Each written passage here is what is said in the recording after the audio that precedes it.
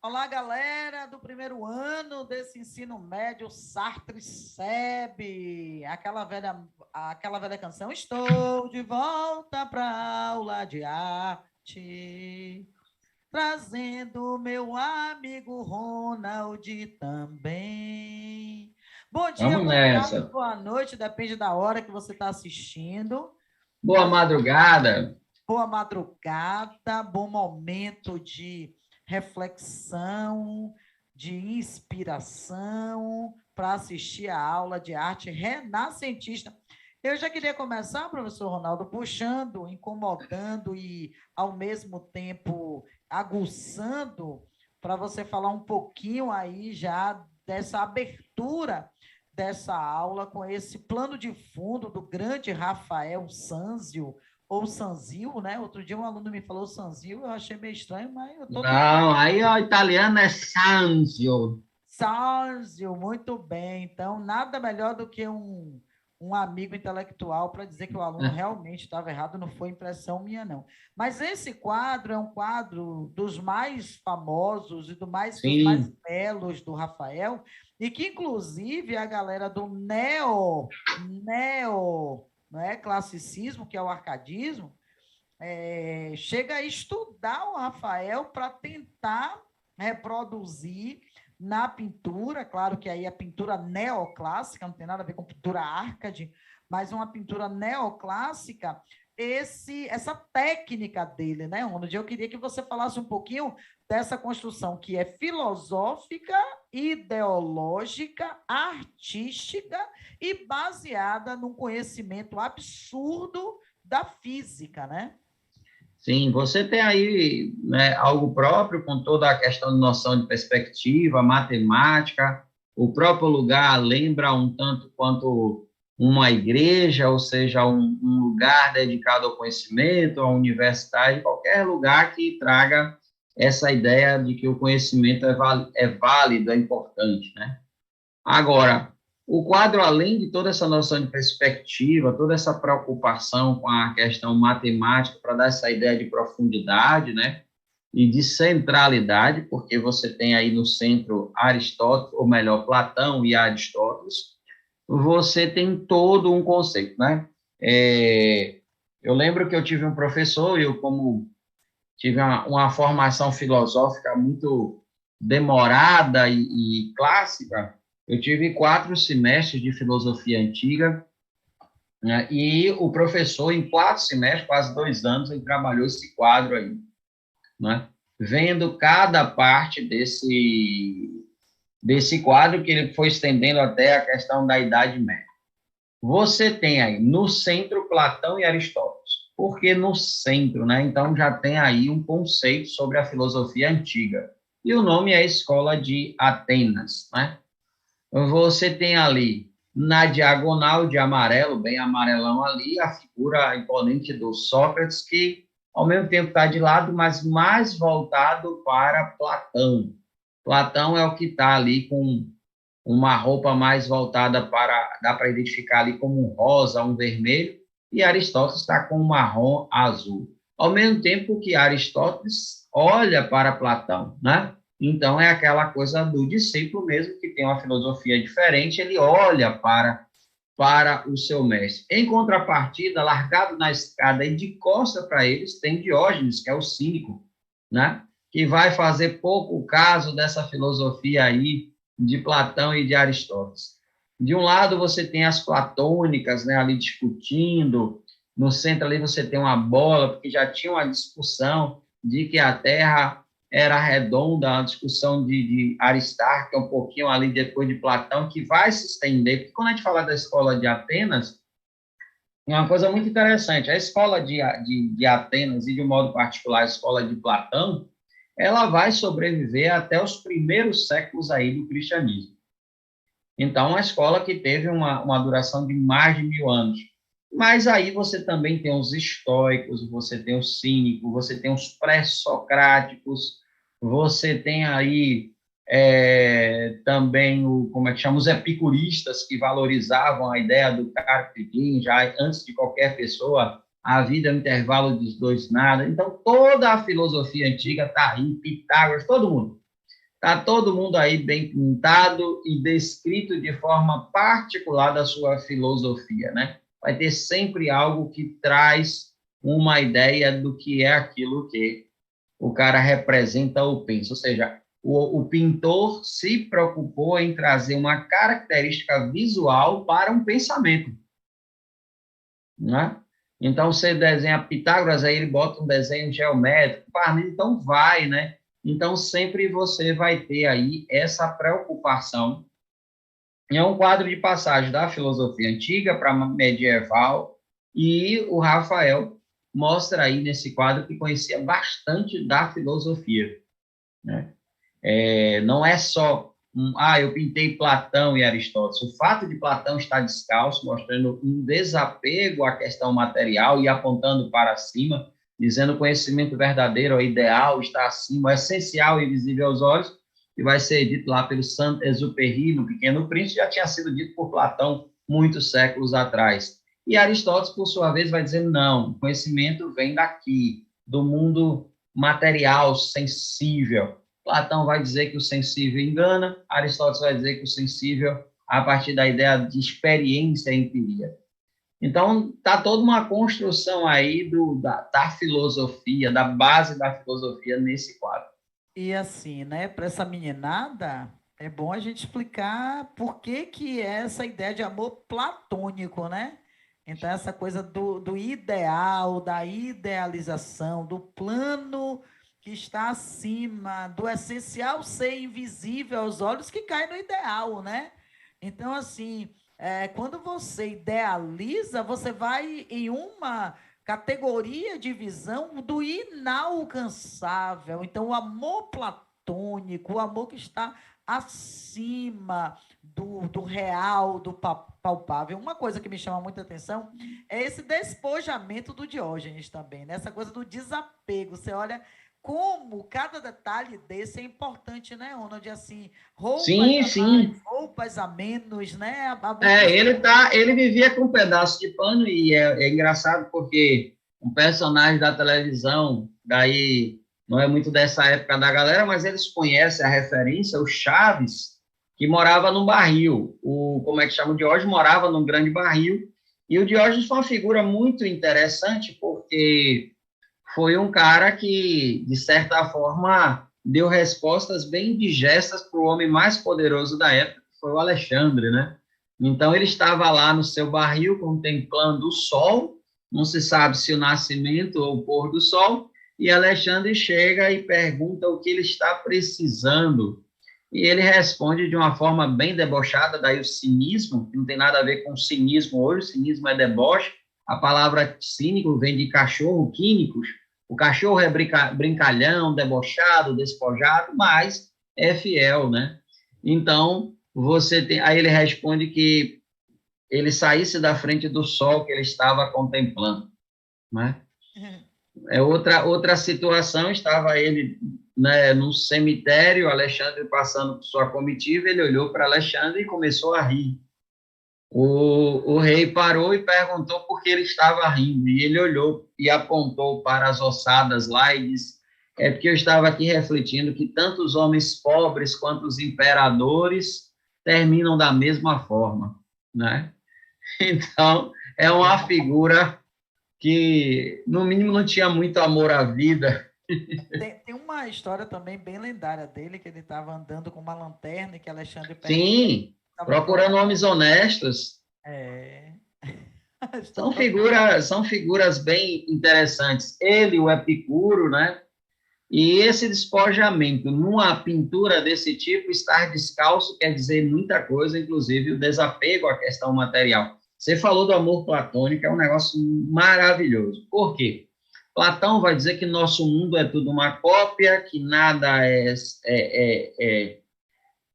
como é que eu posso dizer, permanente, tudo está em mudança, constante mudança, que ele pega lá de Heráclito, e ele vai dizer que o amor verdadeiro só existe lá, numa instância superior, que é o mundo ideal. Daí o amor platônico ser ideal. E ele vai dizer que o que a gente sente aqui é desejo, é patos, é doença, daí paixão. Então, a gente ama o que deseja, mas se a gente tiver a satisfação do desejo, deixa de amar.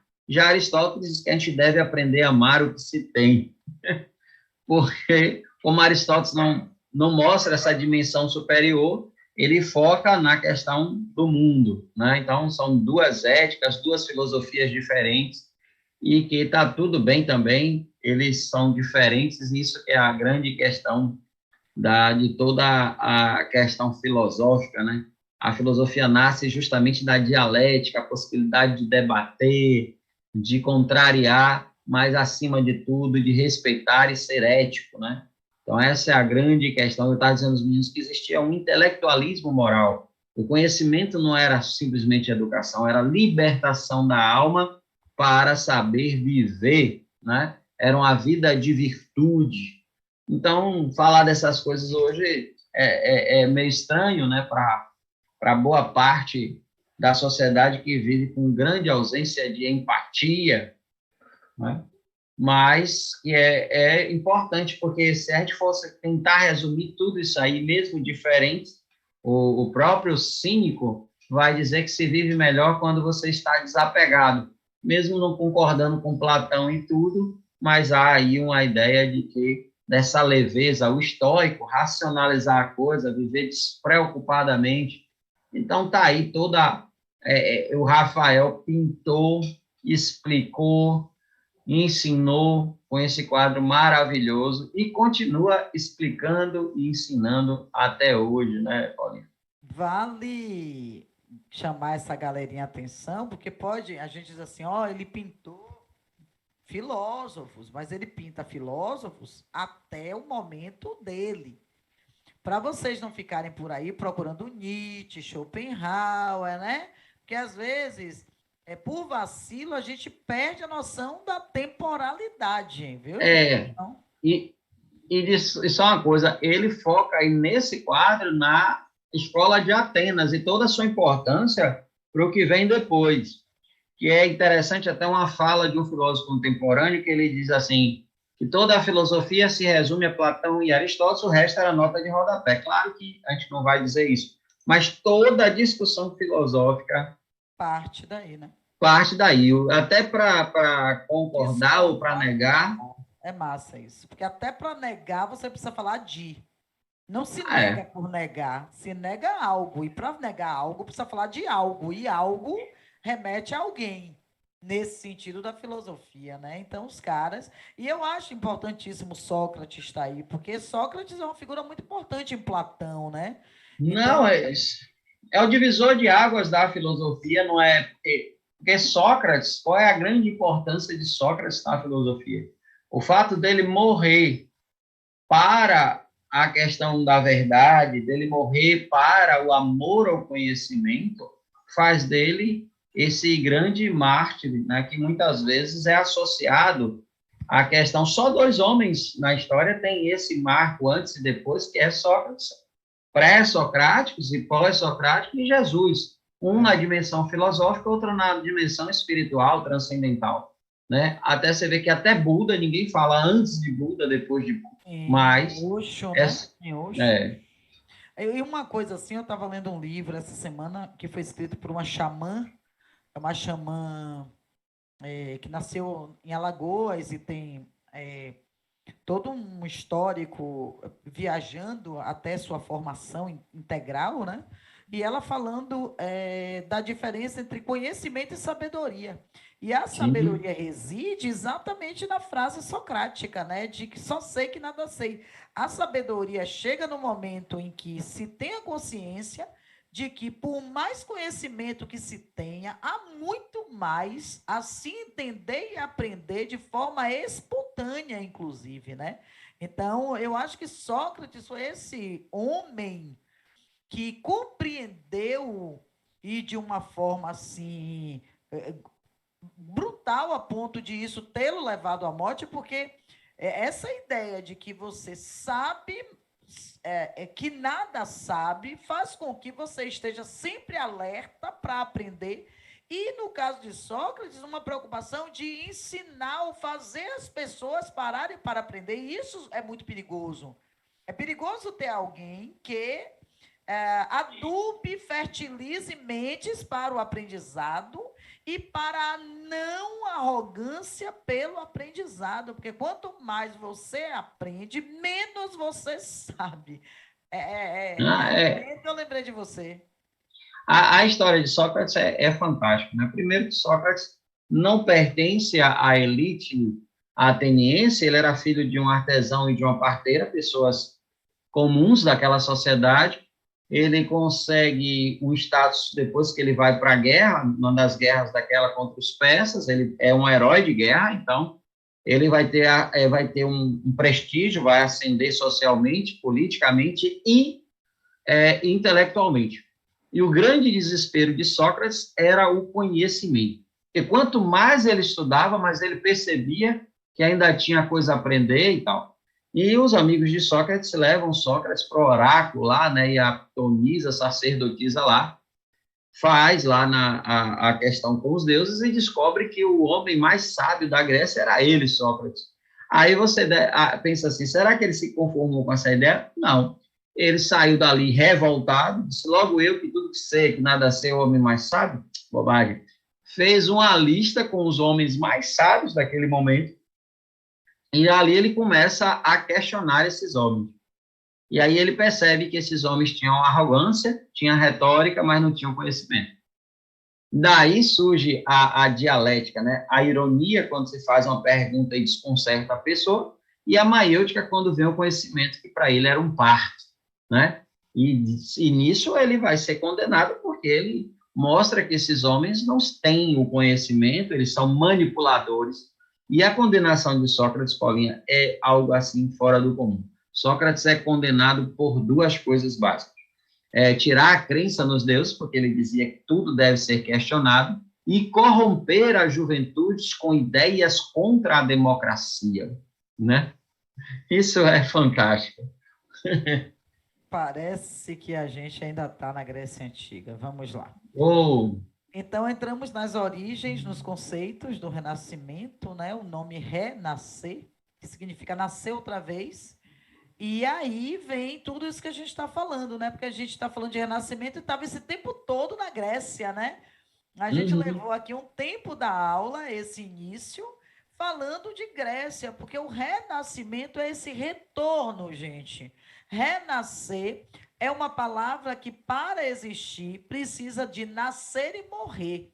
E o que quase morre? Porque para renascer você precisa morrer, mas nesse caso aí, se tivesse morrido, não teria renascido, tá certo?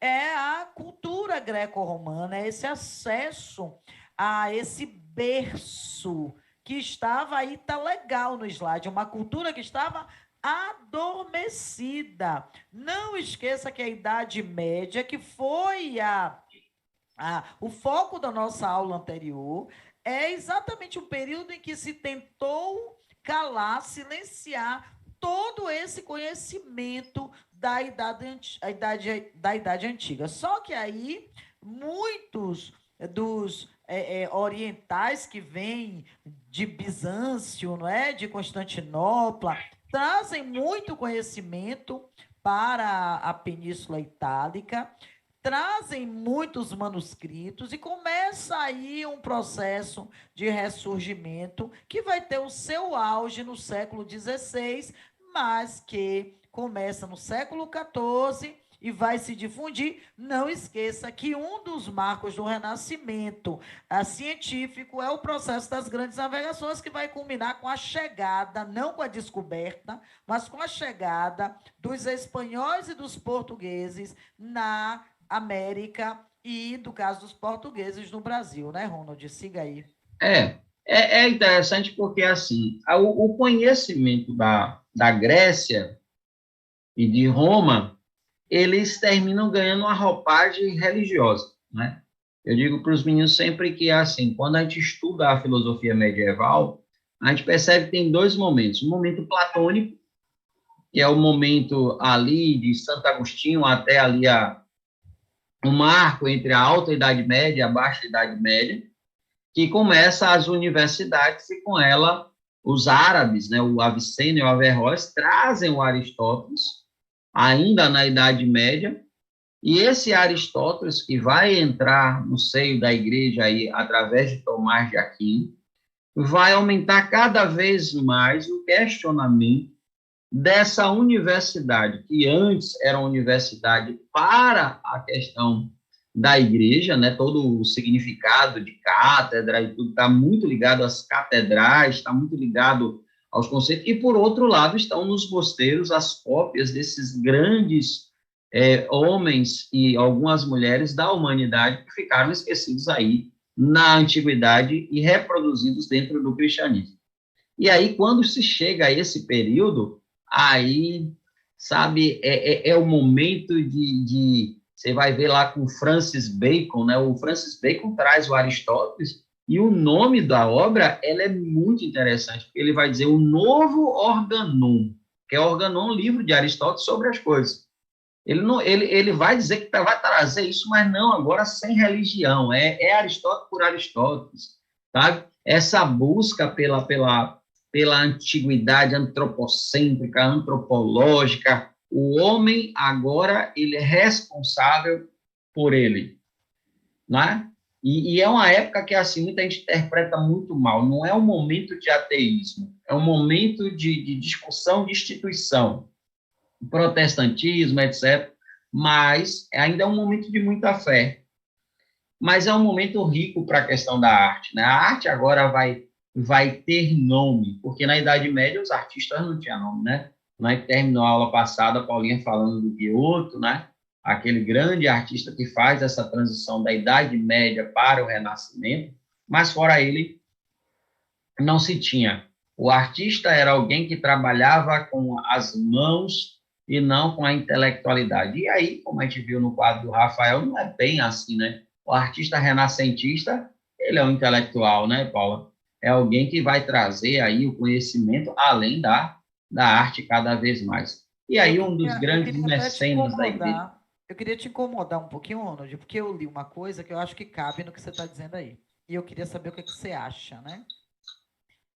Diz o seguinte, que os renascentistas não negaram a existência de Deus. Os renascentistas quiseram explicar a existência de Deus. O que, é que você acha disso aí?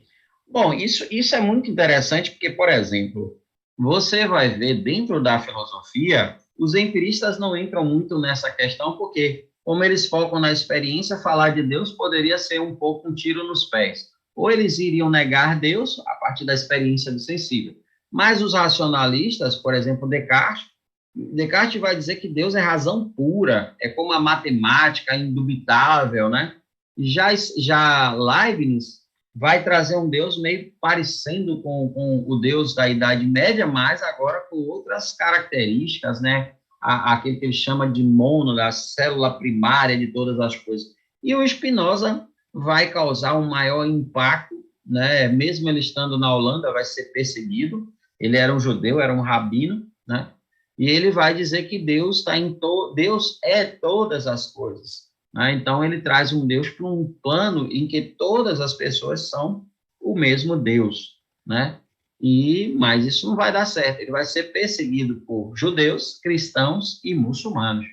Vai passar o resto da vida polindo lente, porque depois da sua obra, a primeira obra publicada, ele vai passar a ser figura não grata, né? E aí ele vai ter que... As outras obras, só para você ter ideia, só vão ser publicadas depois da morte dele.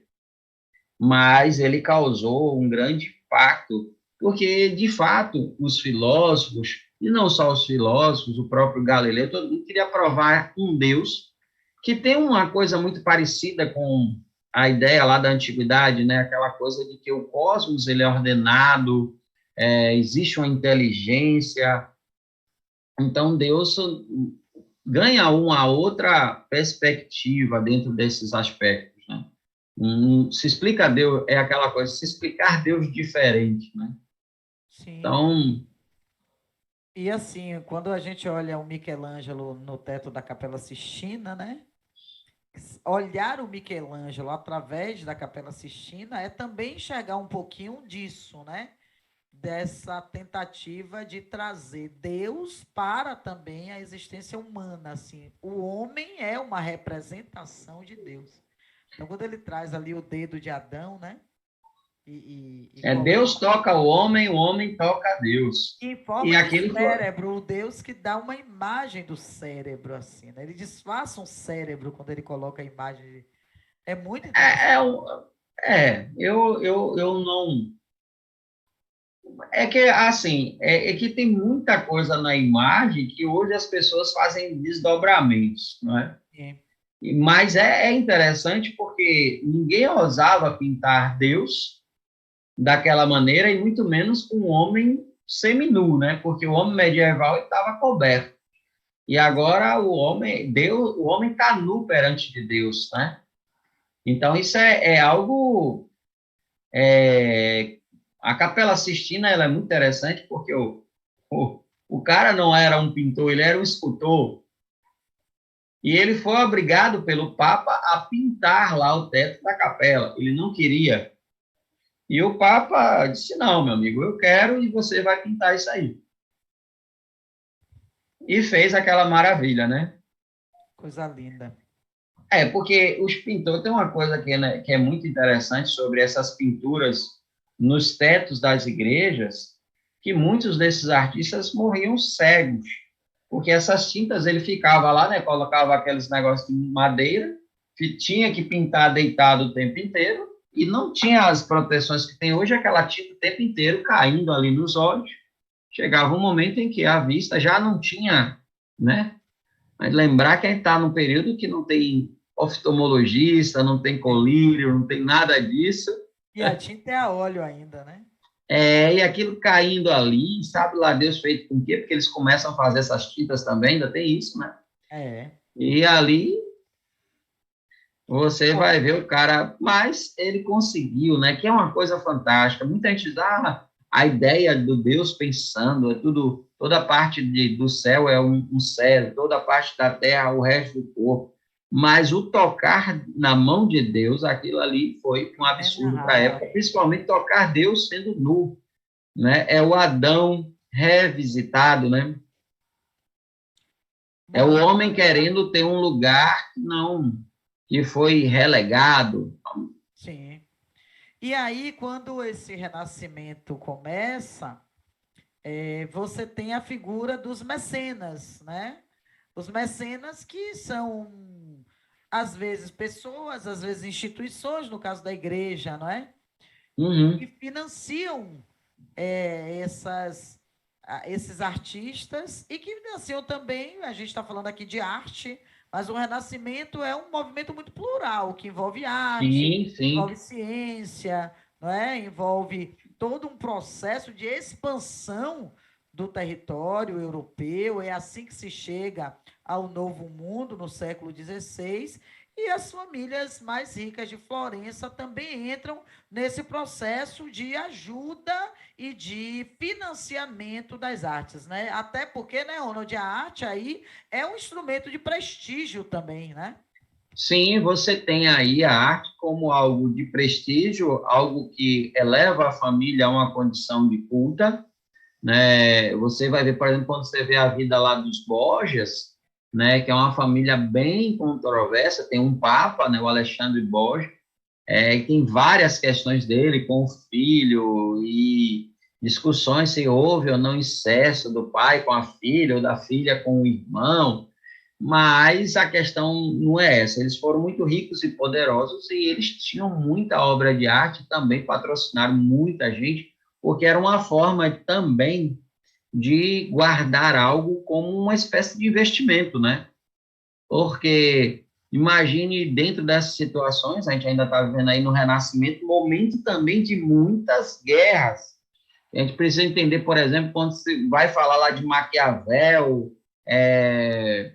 o Hobbes, né, o Thomas Hobbes, a gente está falando de autores que estão falando de uma vida bélica, ou seja, o tempo inteiro guerras, as pessoas estão lutando para os estados modernos se formando, então agora o exército também, os exércitos pagos, o papel da burguesia nisso aí, as reformas protestantes calvinistas que vão valorizar, então é um momento muito, muito rico.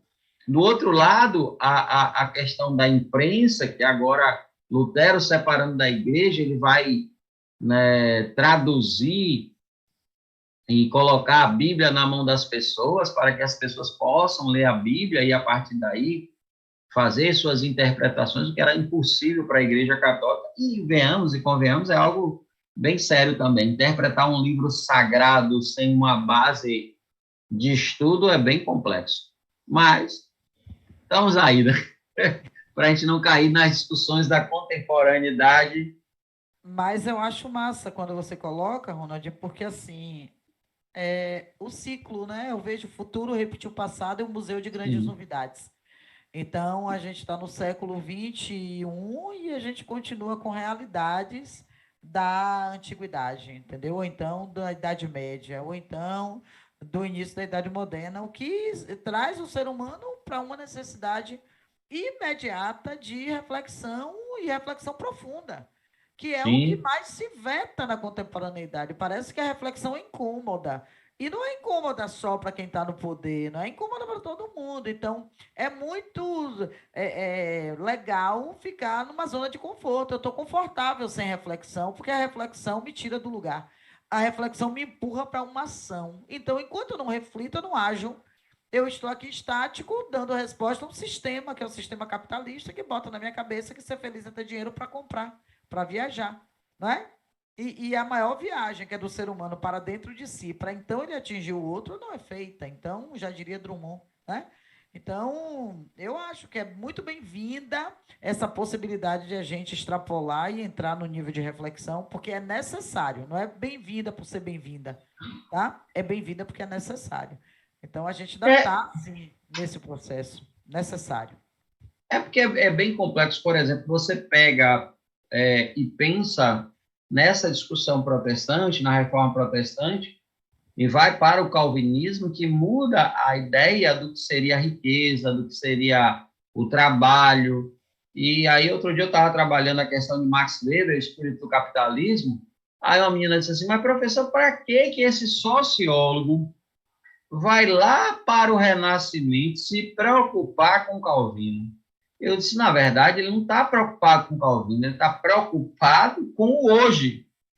Mas o hoje não existe sem o ontem. E o amanhã não existe sem o hoje. Então, Vai ser assim, não dá ontem. para E vai ser ontem. não dá para você pensar que de repente todo mundo acordou e tinha celular e computador e que nada existiu antes.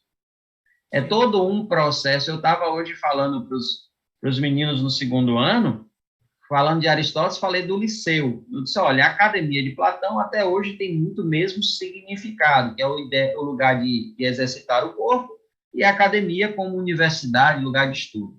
Mas o Liceu de Aristóteles cada vez perde seu lugar. Eu lembro quando eu era menino, tinha um liceu de arte e ofício, em que as pessoas entravam para aprender uma profissão, não é?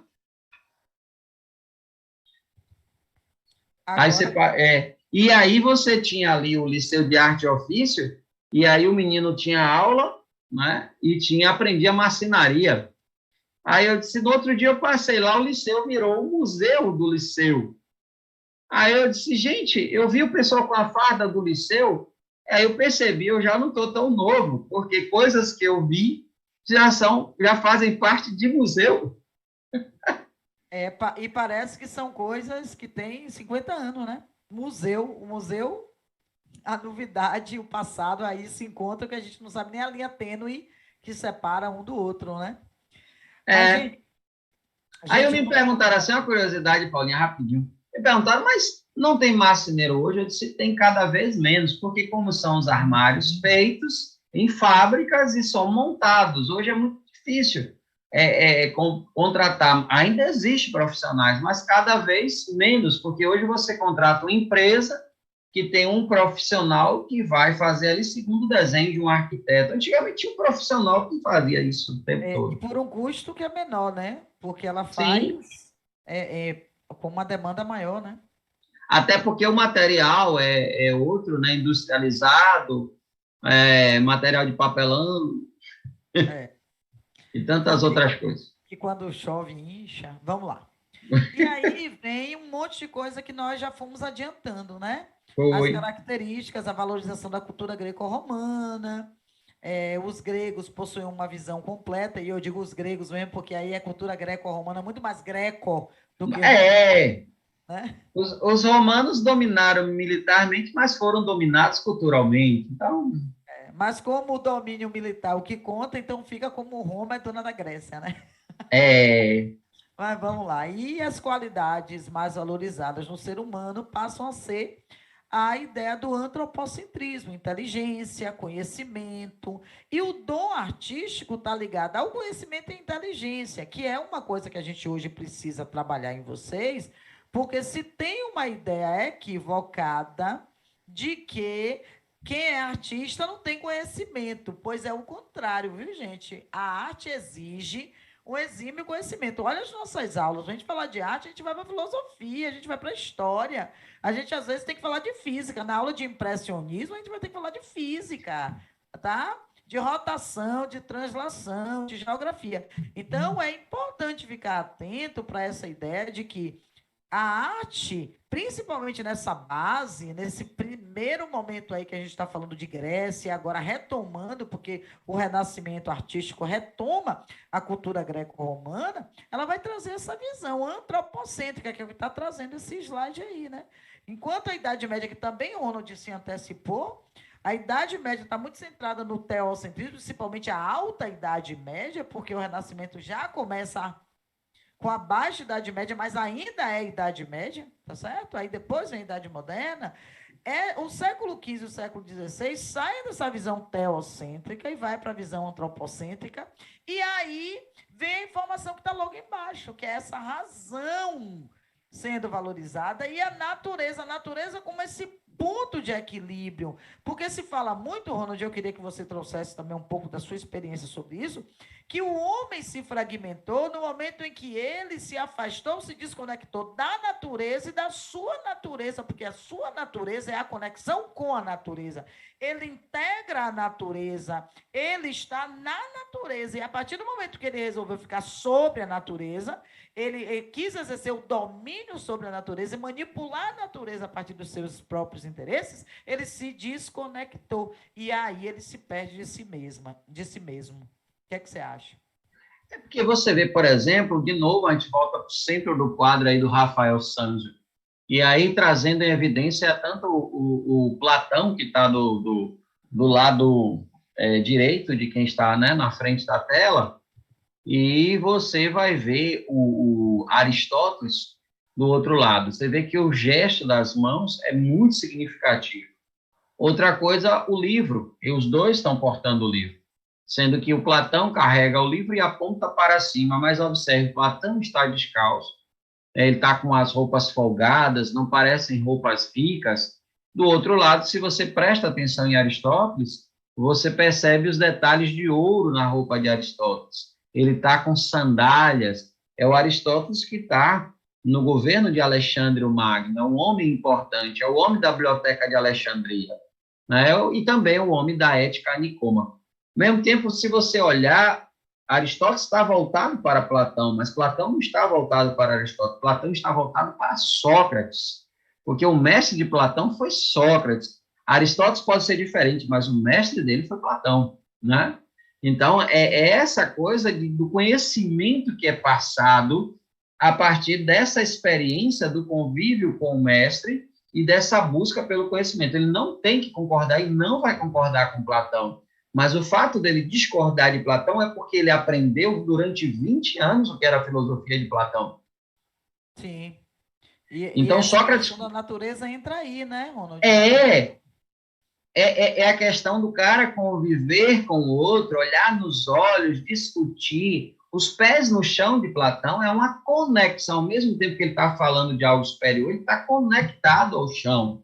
Né? Ele está ali como alguém que é um escravo, um servo, mas por um viés contrário. Ele não está preso à matéria. Ele está justamente falando de uma transcendência.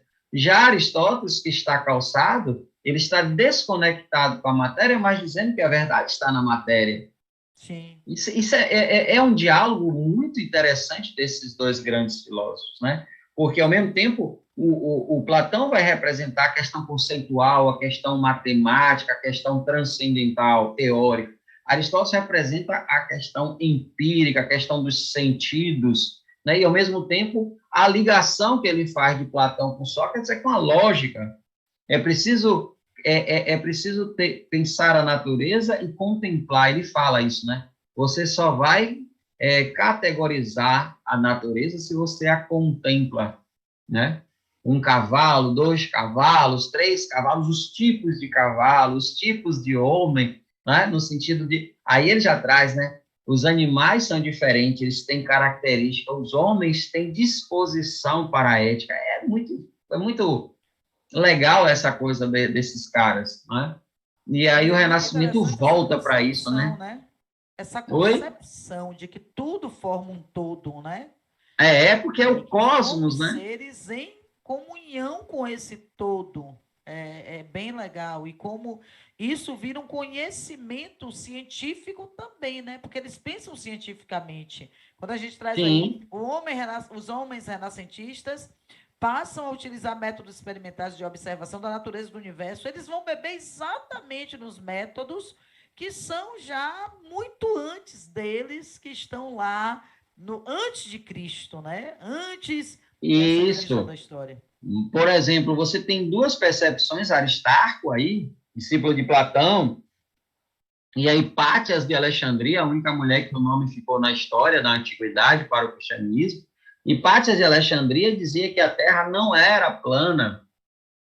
E o que acontece? Por que ficou a visão de Aristóteles? Aristóteles não afirmava de forma dogmática, mas Ptolomeu, né, foi um cara muito importante, reafirmou isso, e a igreja, né, pega esse entendimento a partir da concepção que ela faz de interpretação da Bíblia como criação, né? E isso vai trazer uma ideia de que contrariar o pensamento de que a Terra não é plana vai contrariar as Sagradas Escrituras, né? Que é uma visão até muito limitada da própria Sagrada Escritura. Sim, né? E aí eu já vou puxar aí do que o Ronald está falando, né, gente? Para coisas que a gente foi colocando aqui ao longo desse início, dessa explanação. Elementos observáveis na arte renascentista, né? O realismo, até porque a gente está falando de uma arte antropocêntrica, então a gente não pode fugir da riqueza de detalhes ao relatar a obra. Como tem essa conexão com a cultura greco-romana, vem as características da cultura greco-romana e da própria ideia, da própria ideologia desse momento da filosofia, que é harmonia, senso de equilíbrio, simetria, proporção, regularidade. Repare que tudo dialoga muito com o que é defendido como ideia. Então, a arte, na verdade, a pintura, a escultura, essa arte representa essa filosofia. Há uma ideologia que se sedimenta em forma de arte. Então, essa expressão naturalista, não naturalista, falando de naturalismo do século XIX, o homem, o determinismo, a visão escatológica, tá? Não é desse naturalismo que a gente está falando. Dinamismo das figuras cheias de movimento e luz, gosto por efeitos cênicos e teatrais. É esse homem em seu estado de movimento, estado de natureza, caminhando, que não tem nada a ver com o estado de natureza de Rousseau. A gente tem que ir avisando que às vezes Sim, vocês confundem esses conceitos, né? até porque o conceito, por exemplo, de Rousseau me dá um trabalho danado, porque o Rousseau ele não fala do homem nasce agora, né? Nasce agora, a sociedade extrai, como se ele estivesse falando ad eterno a mesma coisa. Ele falou dos primórdios, quando o homem era simples, quando não havia uma noção de Estado, né? Então, essa coisa de o homem simples, né? Da onde ele vai buscar isso? Ele vai buscar das narrativas dos navegadores ou do Bartolomeu Las Casas, que fala que os nativos eram simples, eram tranquilos, não tinham nenhum tipo de ambição, viviam com aquilo que era mais uma contemplação da natureza. E aí ele vai falar da propriedade, uma série de coisas muito interessantes.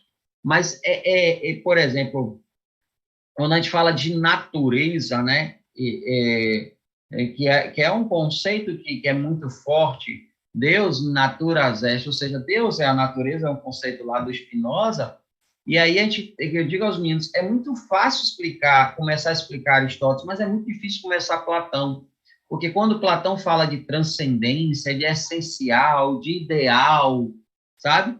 É difícil, porque o menino diz assim, mas eu não consigo pensar isso, mas você consegue pensar o real. Só que o real de Platão é o essencial, você não consegue ver.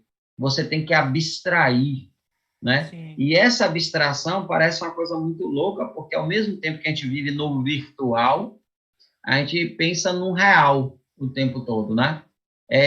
Aquilo, parece que o que a gente está vendo ali o tempo todo é concreto, tá ali, não tá. A gente vai estar numa gravação, você vai assistir isso, a gente não vai estar mais falando, ficou no passado. Mas a tecnologia conseguiu transpor essa ideia do tempo a partir Sim. da gravação, a partir da E imagem, isso né, do muda um monte de som. coisa, né? Uhum. Isso E muda aí a bastante. gente não consegue pensar o transcendente, porque a gente não consegue nem refletir no virtual, né? Porque se a gente Sim. pensasse no virtual com um certo cuidado, a gente ia dizer, pô, o virtual vence o tempo, a imagem que eu estou vendo ali não está mais ali, né? Aham. É uma gravação de algo que foi feito no passado, mas no presente o É. Ronaldo está lá fazendo outra coisa e Isso é muito Paulinha também, interessante. Muito, porque né? você perde a oportunidade de ritualizar e tudo que está ligado a esse momento, né? Muito Uhum. interessante. Dá até para acelerar. Então, Sim. botar na metade do tempo, porque você multiplica a velocidade por 2, e aí o que você gastaria 1h20, 1h30, você vai gastar metade do tempo. Aí perde. É verdade. É A bem gente, a gente interessante essa ganha questão. tempo, mas não adianta ganhar tempo se a gente não sabe o que ele é, É. né? Vamos embora, então, né, Ronald? Então, aqui a Simbora. gente tem o uso da tinta a óleo, os jogos de cores, e uma interessante técnica é o esfumato, que é exatamente esse efeito entre o claro e o escuro, passando por transição, como se fosse uma coisa bem suave e degradê. Algo fantástico, porque não sai como barroco, depois a gente vai ver lá na frente, do claro para o escuro, do escuro para o claro. É uma coisa que dá essa ideia de equilíbrio que a gente viu lá em cima. O equilíbrio na pintura é isso. Você não trazer opostos, até porque o desequilíbrio é a polarização. E existe polarização na cor. A polarização do claro e o escuro. O equilíbrio é uma transição, né?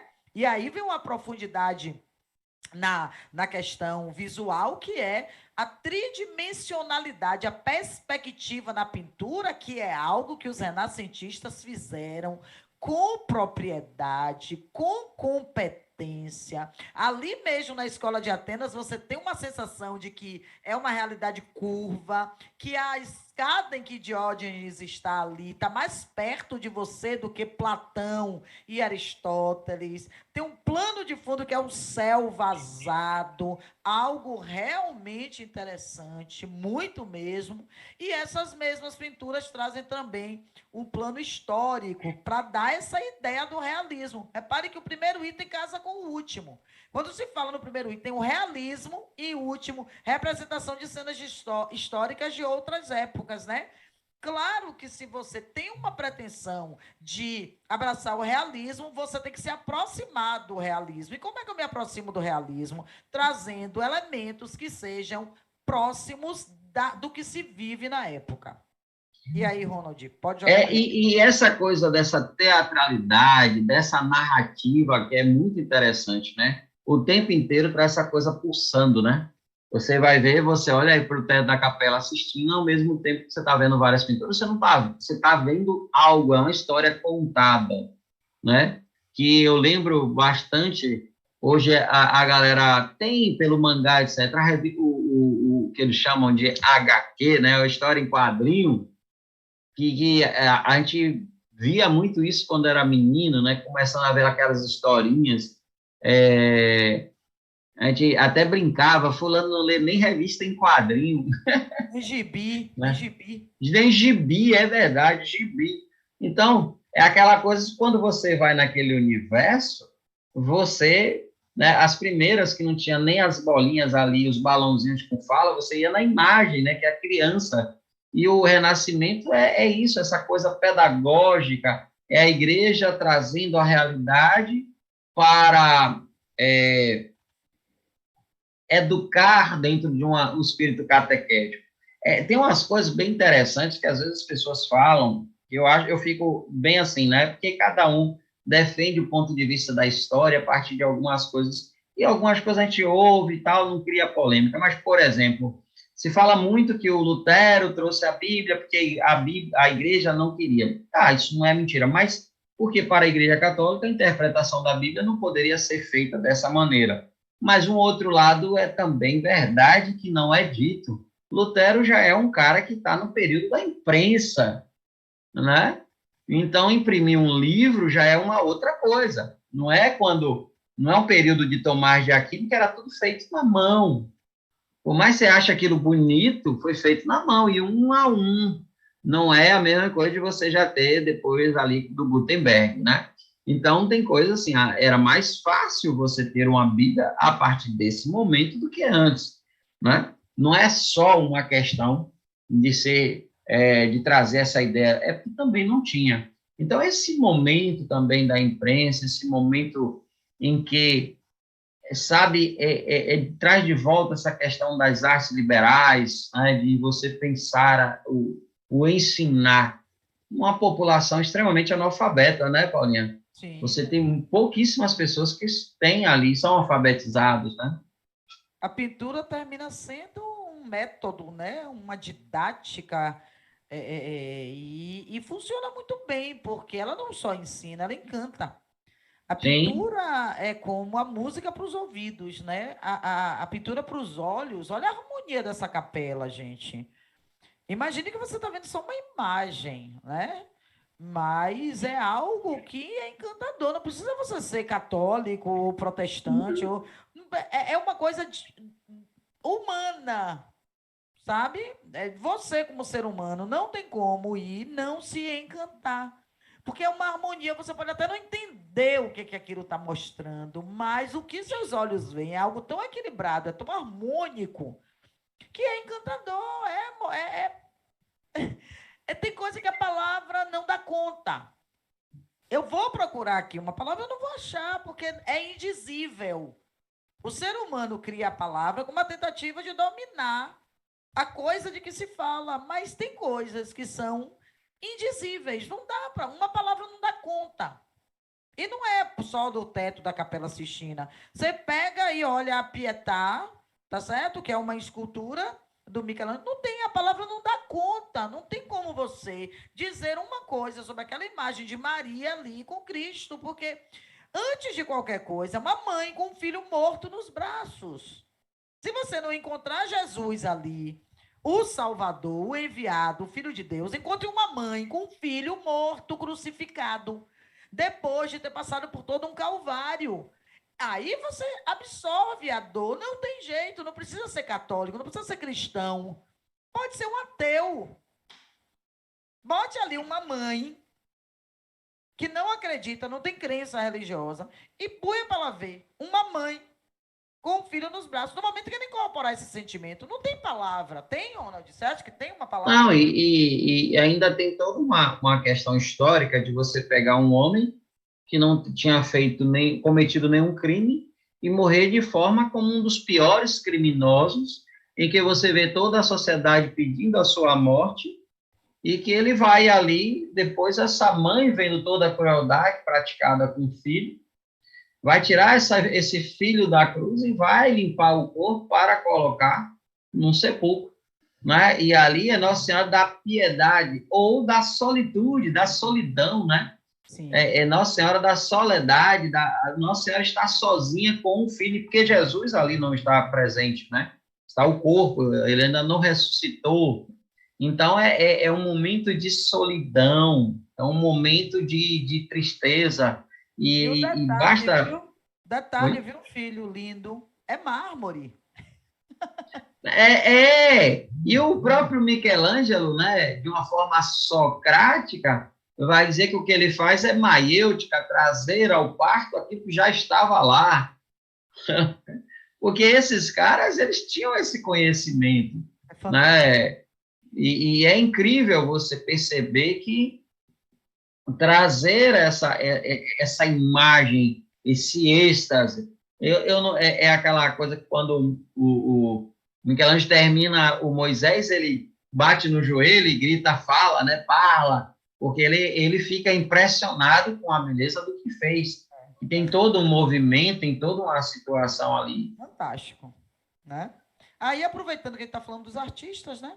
A prática artística durante o nascimento é um dos momentos. Desculpa os acentos aí, viu, gente? Às vezes a digitação é um dos momentos mais importantes para a história da arte. Os artistas mais significativos, como Da Vinci, Michelangelo, ou simplesmente, eu já estou usando tá, o nome todo aí, né? Nome pra caramba, fizeram parte desse movimento que modificou a maneira como as pessoas apreciavam a arte. Repare que o Leonardo da Vinci aqui morre em 1519, nasce em 1452, e o Leonardo e o Michelangelo nascem em 1475. Então, quando o Michelangelo nasce, o Da Vinci já estava aí adolescente, não é? E ele vai até 1519, o Leonardo da Vinci, e o Michelangelo fica aí até 1564, e eram duas figuras icônicas, além do Rafael, né? E aí tem a perspectiva que a gente colocou para vocês. Isso é muito importante, essa coisa de quem está mais à frente parece perto de você. Isso é um jogo da física, tá certo? Os caras têm muito conhecimento, a gente já falou um pouquinho disso, mas queria acrescentar. E aí, Ronald, fique à vontade, que eu sei que você gosta aí desse comentário. Pode jogar dentro. Não, isso é fantástico, porque o que acontece? Você tem a necessidade de colocar a igreja e do centro da igreja, né? Você colocar essa coisa que sai dela, projetado de forma matemática, né? A noção de perspectiva, a noção de tridimensional, e que isso está todo carregado com as cores que estão ali, né? Não, nada está muito. Tem um jogo de cores que você vai ver do amarelo, do azul, né? Principalmente o amarelo e azul, para fazer essa noção de movimento. Não é só de profundidade, é de movimento. Você olha, você percebe pessoas lá no fundo que não estão paradas, elas estão em movimento, né? Ao mesmo tempo, essa noção de teatralidade, né? Você tem aí Jesus entregando a Pedro as chaves, né? Então, as chaves do quê? Do reino, né? Que também é uma noção que a igreja pega, a igreja católica, para dizer que Pedro recebe, né, a questão da primazia da igreja, e que é tão discutido pelos ortodoxos, que é tão discutido pelos protestantes, mas essa questão da chave é muito interessante. Falando em chave, falando em renascimento, tem uma escultura no mosteiro, que é São Pedro arrependido de barro, de terracota, né? Usar a expressão própria de terracota, e que Paula sempre diz, não vamos falar a linguagem do povo. O São Pedro arrependido, ele tem uma promessa, né? E lá tem os devotos, né? As coisas que são colocadas, você faz a promessa da casa própria, porque o São Pedro, ele, né? É o da chave. Então, quando a pessoa recebia lá a casa, as pessoas geralmente faziam uma cópia dessa chave, só que alguns mais, né, com mais condições, fazia a cópia da chave em ouro e prata, isso desde o século XVII, né? Então, tem lá várias chavezinhas que são do São Pedro Arrependido, que já teve no Louvre. São Pedro Arrependido daqui da Bahia, do Frei Agostinho da Piedade, já teve no Louvre, e que para voltar do Louvre foi um trabalho, mais de 5 anos para trazer ele de volta, porque os franceses não estavam com muita disposição para devolvê-lo, São Pedro Arrependido, mas está lá no mosteiro, uma das grandes obras, esculturas do período aí também, do Renascimento, né? A gente tem muita coisa aqui no Brasil, né, Paulinha? Muito. E assim, né? Nada justifica, nada substitui você estar diante de uma tela dessa, viu? Por mais que a gente tenha o desenho que mostra a perspectiva, né, Ronald? Não tem. Nada equivale, é igual, né, a você estar diante da obra com esse conhecimento, né? Sim. Quando a gente encontra isso, essa aqui a gente já falou bastante, né? Mas, É, assim, diante da obra, quando você tem essa base, que você chega lá e diz assim, pô, e consegue enxergar, né? Dizer assim, olha, eu tive essa aula, eu vi, olha, isso aqui é Platão, isso aqui é Aristóteles, a perspectiva, ó, parece que esse cara está mais perto. E olha uma coisa que eu acho fantástica, que a gente não comentou, as sombras. Olha a Sim. sombra aqui que tem no Diógenes, não é? Olha os detalhes do teto, é muito detalhe. Não, É e uma eles tinham coisa uma bonita. coisa, né, Paulo, que assim, onde era colocado, principalmente em igrejas, essa pintura tinha uma preocupação com a luminosidade. Então, uma hora do dia vai parecer isso, outra hora do dia vai parecer aquilo, né? Principalmente que ainda havia uma cultura muito grande, principalmente nas igrejas, falei principalmente muitas vezes, de que as horas que eram rezadas. Então, as pessoas tinham um horário, à tarde, às vezes, então as pessoas viam lá, poxa, isso aqui. Então, cada momento da luz ia fazer uma diferença no próprio quadro, como se fosse vários quadros sendo um só, né? É uma preocupação muito grande dos caras, os caras são geniais, né? Fabuloso. E até aqui, ó, a perspectiva, ó, o céu aqui fora, tá vendo, gente? Sim, É um negócio assim, o cara tem, né, um conhecimento enorme. Aí a gente vai retomando muitas coisas, por exemplo, os representantes, né? Você tem o Giotto aqui, nós falamos na última aula do Giotto, que está ali no século XIII, viveu bastante, viveu sim. muito, né? Para um E homem da entra no Idade século Média, XIV, que já se entende como um marco do Renascimento. É um pintor, é um arquiteto, e o Giotto já consegue, ou o Giotto, né?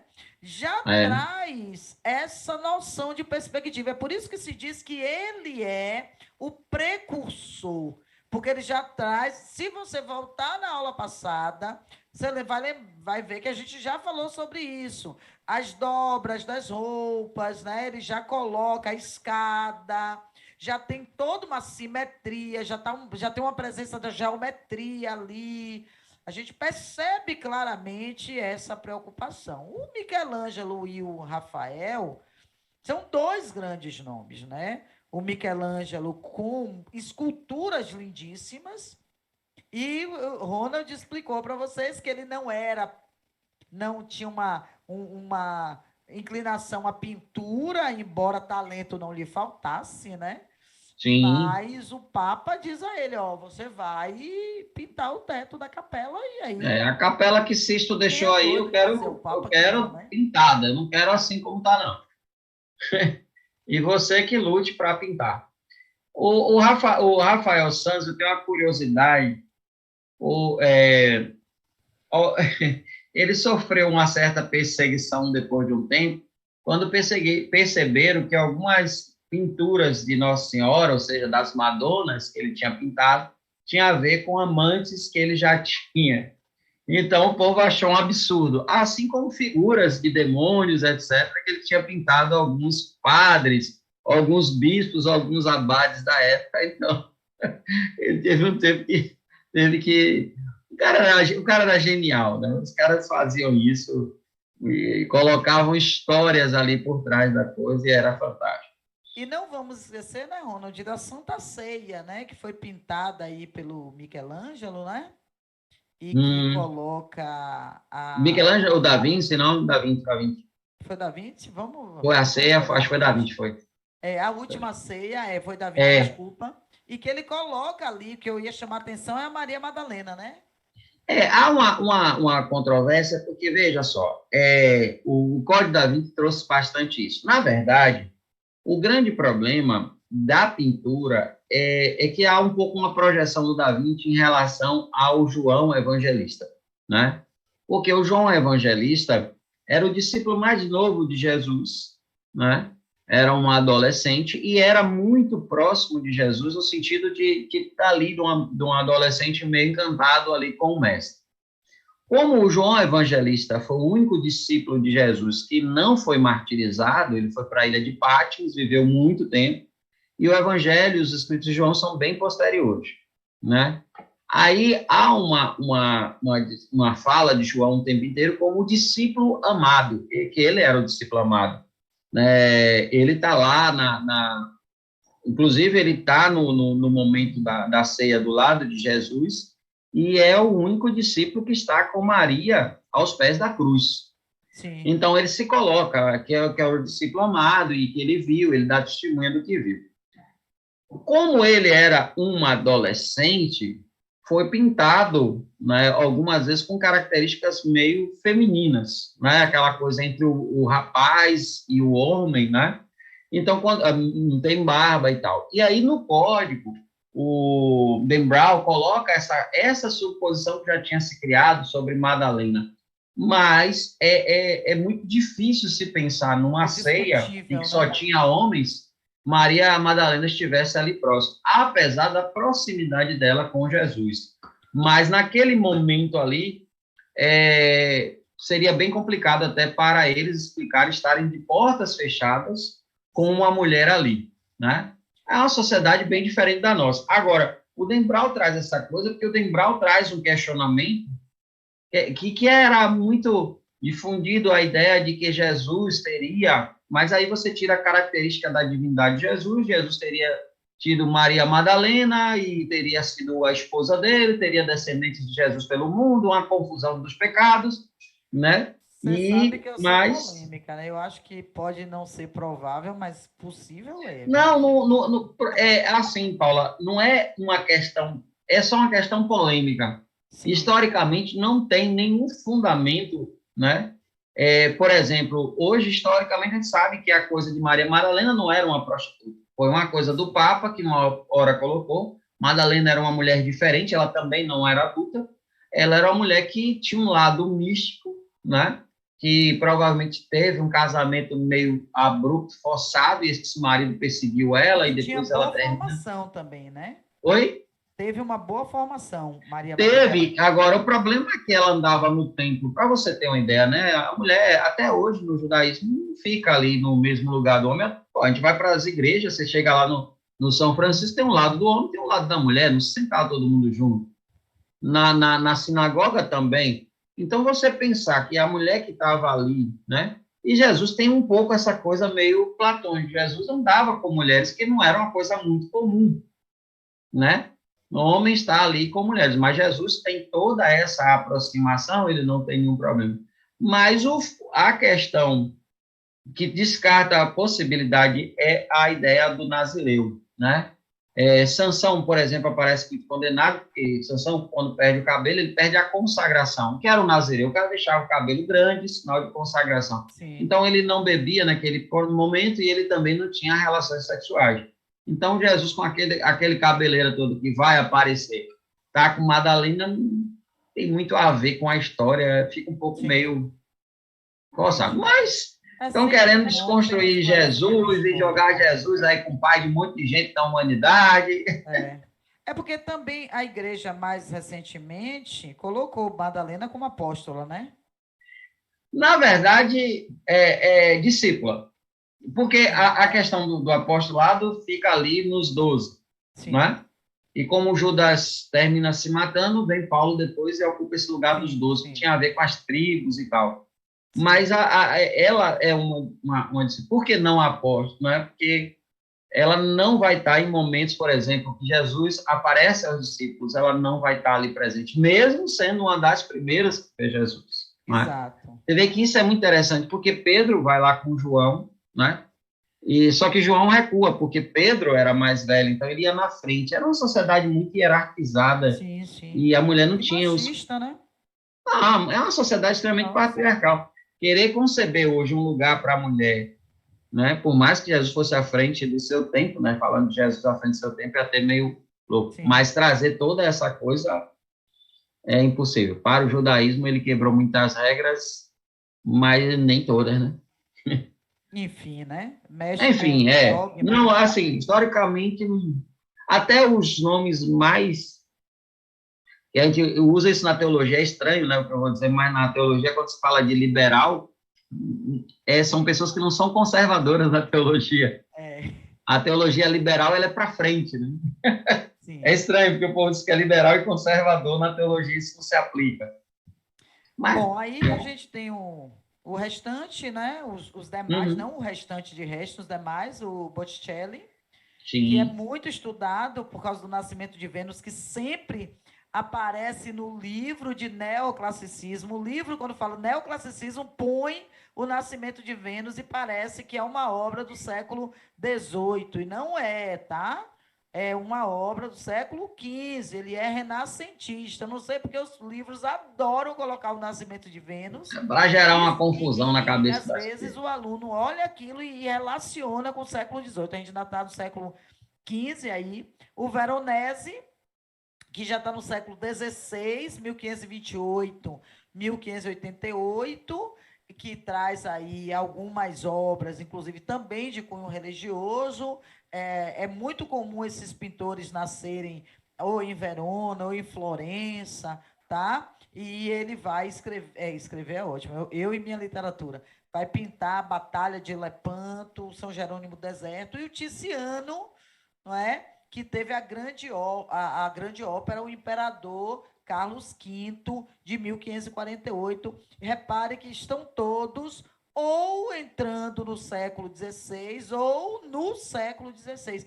Esse século XV e esse século XVI são as referências do auge do Renascimento. Aí vem a escultura, porque a gente sempre gosta de falar da escultura e orientar vocês, porque assim, Donatello é um dos tartarugas ninja, né? E tem muito aluno que pergunta, peraí, Michelangelo, Leonardo, cadê o Donatello? É porque a gente estava falando da pintura e o filme Tartaruga Ninja tem toda uma questão filosófica ali que a gente não vai entrar, e por isso são os nomes, inclusive a tartaruga também, um sinônimo de sabedoria, tá? E aí a arte marcial também tem uma relação com a sabedoria, com o autoconhecimento. Então, aquilo ali é um caldeirão alquímico de reflexão, que a gente pensa, que bobagem, porque pegaram, que absurdo, pegaram o nome dos renascentistas. Não, tem toda uma relação. Aí tem o Donatello, que na escultura traz a questão do realismo, que é até pleonasmo, né? Onde a gente falar realismo na escultura, porque assim, o Renascimento tem essa conexão, tá? Michelangelo aí também já falamos, Pietà, Davi, Moisés, e a parte física, os ossos, os músculos muito bem esculpidos, né, Ronald? Se você quiser comentar. Porque você tem um Moisés aí cheio de sentimentos, né? Ele traz as pedras, ou seja, os 10 mandamentos, encontra o povo adorando o bezerro de ouro, né? Ou seja, fazendo idolatria, e há toda uma adição, ele quebra aí, né, essas pedras ou tábuas do mandamento, e é um momento muito, assim, em que o Michelangelo consegue captar uma emoção de uma questão bíblica, né? Que é algo muito interessante. A Bíblia tem várias histórias, e histórias que vão desde a questão transcendente ao extremamente humano, né? E que as pessoas às vezes não entendem, como é que tem isso, tem violência, tem isso aqui, porque a Bíblia não é um livro que fala só do divino, fala da interferência do divino no humano, só que o humano é humano, né? Não é porque Deus está ali querendo trazer o homem que ele se transforma. Tem alguns, sim, mas a maioria continua sempre traído, etc. Que o menino me perguntou hoje, professor, o senhor acha o que da frase Deus é fiel? Eu disse, olha, eu não colocaria num carro meu. Por que não? Porque eu sei que Deus é fiel. Eu tenho dúvida da fidelidade humana, mas de Deus é pleonasmo. Tá certo.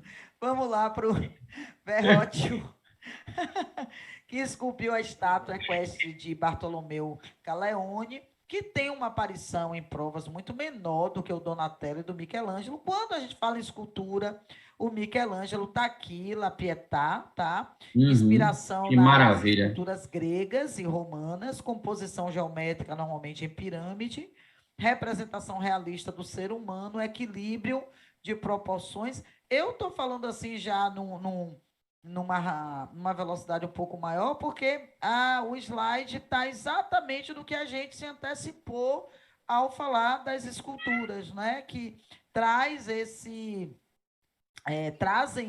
essa conexão com o que realmente se vê, se enxerga, uma tentativa, não é, de reprodução, e aqui a questão geométrica, a questão da proporção, muito presente nas esculturas. Essa é uma escultura, assim, que é perfeita para a gente trazer esse nível de discussão, do paralelismo, da harmonia, da construção. Olha a costela aí, a lateral, não é? Olha os ossos, olha a rótula, o joelho, a queda do braço, olha as dobras do vestido de Maria, coisas fantásticas, né? Tudo isso no mármore, hein, Paulinha? Diga aí, você lapidar o mármore a esse nível, é fantástico.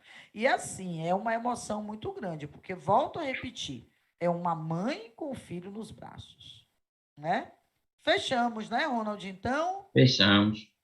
Renascimento aí para vocês se deliciarem. Eu amo esse tópico, eu acho fantástico. Artisticamente falando, nas grandes navegações eu tenho minhas grandes restrições, quando eu vou falar lá Pelo amor de da Deus, eu chegada dos também. portugueses, dos espanhóis, mas a arte renascentista é de tirar o chapéu, tá? Queria desejar a vocês bons estudos. Estamos na escola para qualquer dúvida, Ronaldo e eu, tá? É só vocês procurarem por nós. Eu espero que vocês se deliciem como a gente se delicia falando de renascimento, tá bom? Um beijo para todo mundo. Tchau, tchau. Ronald, se despeça. Gente, fiquem bem, fiquem em paz. Pronto. E Ele é ótimo. Teve até um Gostem da beijinho arte, hoje, que né? você não perde nada gostando da arte. Tá bom, galera. Um cheiro e até a próxima. Tchau, tchau.